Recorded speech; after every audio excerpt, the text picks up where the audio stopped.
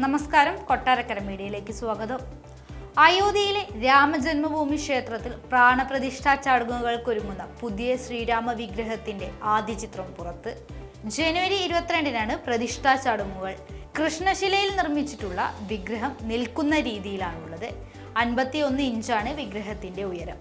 5 വയസ്സുള്ള കുട്ടിയായാണ് ശ്രീരാമനെ ചിത്രീകരിച്ചിട്ടുള്ളത്. മൈസൂരിൽ നിന്നുള്ള ശില്പി അരുൺ യോഗി രാജാണ് വിഗ്രഹം കൊത്തിയെടുത്തിട്ടുള്ളത്. നിലവിൽ വിഗ്രഹത്തിന്റെ മുഖവും നെഞ്ചും ഉൾപ്പെടെയുള്ള ഭാഗങ്ങൾ തുണി കൊണ്ട് മറച്ച നിലയിലാണുള്ളത്. വ്യാഴാഴ്ച ഉച്ചയ്ക്ക് ശേഷമാണ് വിഗ്രഹം ശ്രീകോവിലിനുള്ളിൽ സ്ഥാപിച്ചത്.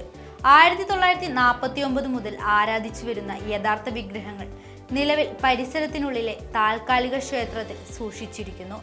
ജനുവരി 22-ലെ പ്രാണപ്രതിഷ്ഠാ ചടങ്ങിന് മുന്നോടിയായി ഇവയെ ഗർഭഗൃഹത്തിലേക്ക് മാറ്റും.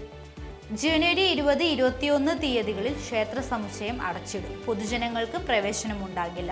പ്രതിഷ്ഠാ കർമ്മത്തിനു തൊട്ടു പിറ്റേന്നു മുതൽ പൊതുജനങ്ങൾക്കായി ക്ഷേത്രം തുറന്നു നൽകുമെന്നാണ് വിവരം. പ്രാണപ്രതിഷ്ഠാ ചടങ്ങിൽ പ്രധാനമന്ത്രി നരേന്ദ്രമോദി പങ്കെടുക്കുന്നുണ്ട്. ക്രിക്കറ്റ് താരങ്ങളായ സച്ചിൻ ടെണ്ടുൽക്കർ, വിരാട് കോഹ്ലി, ബോളിവുഡ് താരം അമിതാഭ് ബച്ചൻ തുടങ്ങി 10,000-ത്തിലധികം ആളുകളെയാണ് ചടങ്ങിലേക്ക് ക്ഷേത്ര ട്രസ്റ്റ് ക്ഷണിച്ചിട്ടുള്ളത്.